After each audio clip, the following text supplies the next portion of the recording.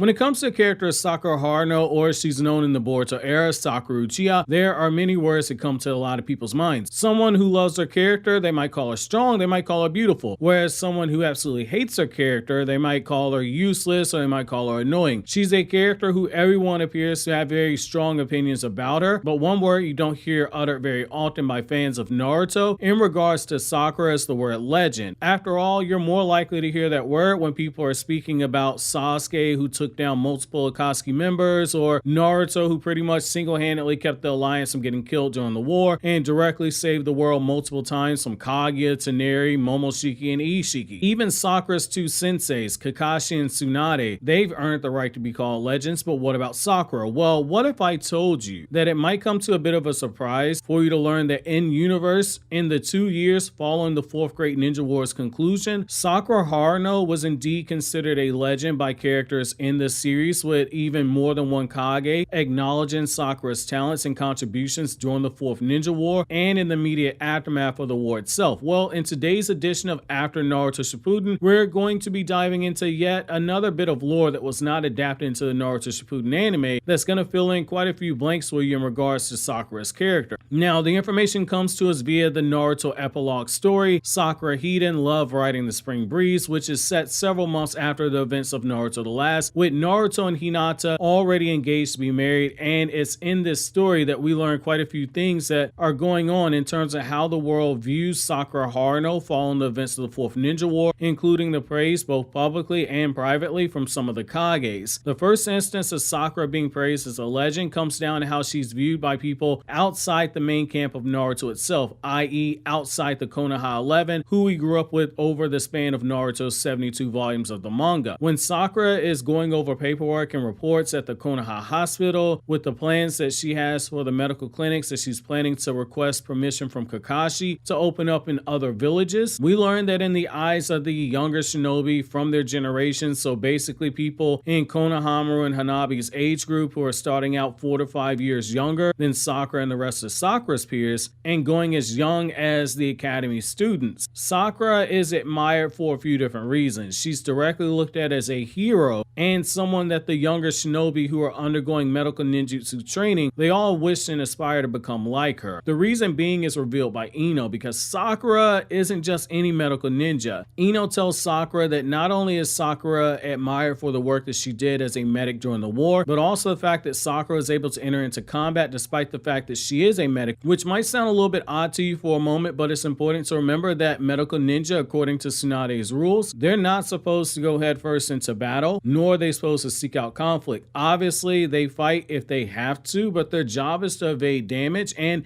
stay alive so they can treat their comrades' injuries. However, Sakura mastering the Byakugo seal and entering into combat not only during the 4th Great Ninja War, but in the extended events of Naruto the Last, especially in the novelization, she earned a heap of praise from the people that were watching from afar, to the point where younger medical ninjas get nervous in her presence in universe. With all the flashy battles that we had in the 4th Great Ninja War, it can be really easy to forget that the 3-day ninja war that saw Kakashi fight the 7 ninja swordsmen of the Mist, and Naruto fighting people like Madara and Obito, and all the Biju Damas being fired off by Naruto and the Edo Tensei Jinchuriki, there were moments that Sakura actually stood out. The people in universe post 4th Great Ninja War recognized and acknowledged the fact that Sakura was the reason that all the medics weren't wiped out by Zetsu, who was masking his chakra and transforming into other shinobi so he could go around killing the medics. Sakura was the one who initially struck down Zetsu and recalled the briefing reports about his abilities and passed on that information to Shinobi HQ and put everybody on high alert. If it wasn't for her, Night 1 of the 4th Ninja War would have ended with the entire medical division wiped out. Sakura summoning thousands of smaller Katsuyu slugs alongside Tsunade to heal the Shinobi Alliance was also something that made its way around the ninja world following the war, because even after Tsunade's own chakra ran out, Sakura was still able to continue healing people, and a lot of people saw her take out a huge swarm of those Jubi clones with one punch. And the briefing made public after the 4th Ninja War ended and Sasuke was taken into custody, it labeled her as someone who still assisted in battling the final bosses of the Ninja War, i.e. Jubi Madara and Kaguya Otsutsuki herself. She was the one so many of those younger shinobi looked up to and admired. She wasn't the child of the 4th Hokage or a Jinchuriki like Naruto. She wasn't in possession of 2 of the most powerful Kekkei Genkai in the Naruto world like Sasuke. Her father wasn't a war hero like Kakashi. Her grandfather wasn't a former Hokage, and she didn't come from the Senju and Uzumaki bloodline like how Tsunade did. Sakura was born to a regular weak gaining father who was nothing special, and to an ordinary woman as her mother. She was a reminder that you don't have to come from a high bloodline and have all this pedigree to be considered someone special in this world. It was just her own hard work that got her to this point, and she very quietly began to sneak up on some of the elites in the ninja world itself. In this same story, Tsunade even concedes that Sakura surpassed her in multiple ways, and it wasn't just about power. The way Sakura was able to find a workaround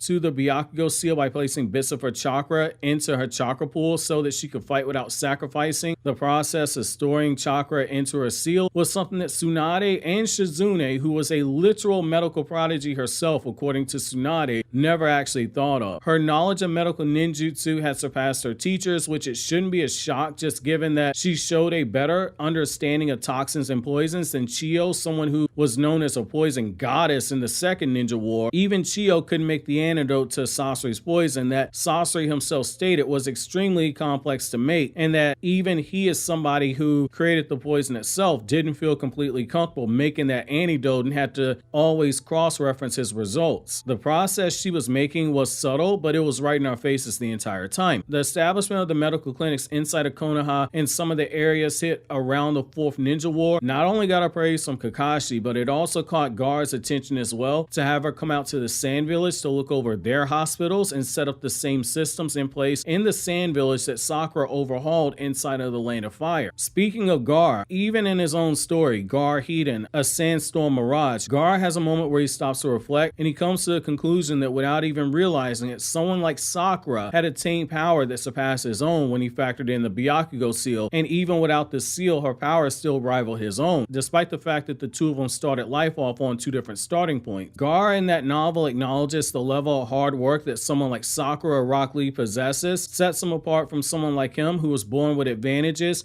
and with more power, and with other things that made him special that set him apart from someone like Sakura Rock Lee. And when Gar sat down to think about the jumps that someone like Sakura made between the age of 13 when she saved Sasuke from Gar's attack, despite Sakura being someone barely considered gaining level in terms of strength and not overly good at taijutsu, to the 19-year-old Sakura being strong enough that Gar basically slapped himself in the face and said he's got to start training with the same level of intensity that people like Sakura and Rock Lee train with, because if Sakura could get this far along, he had worried that Rock Lee would reach that level as well. And so Gar began training with the intention of reaching his true potential. In the era of the post 4th Great Ninja War, Sakura got quite a bit of recognition from those around the village, from other Kage, and from those in her peer group. It wasn't something that we ever saw animated, but there's a reason why Kakashi, out of all of Naruto's generation, Kakashi only made Sakura and Shikamaru Jonin by the events of Naruto the Last, which, as a reminder, the anime filler scene where Kakashi promotes Naruto was on the condition that he completes the required studying, which Naruto never did. Naruto just jumped from Genin to Hokage. He never attained the rank of Jonin. While the other members of the generation would eventually be promoted, it's telling that those two, and Sai, who technically is considered a Jonin, but he has a special rank unique to Sai alone because he's in the Yanbu, these were the only people that Kakashi in the immediate aftermath of the Ninja War sought to elevate to Jonin. Sakura might not be the sexiest character in the fandom, she might not be the most complex or the strongest, but in universe she's more than acknowledged for her contributions immediately in the aftermath of the 4th Ninja War. The question now though is, what do you remember about Sakura most in the series, and how do you chart her growth as a shinobi? While you think that over, click here to watch more of these After Naruto Shippuden videos, or click here to watch this KRYPTONIAN SAIYAN video.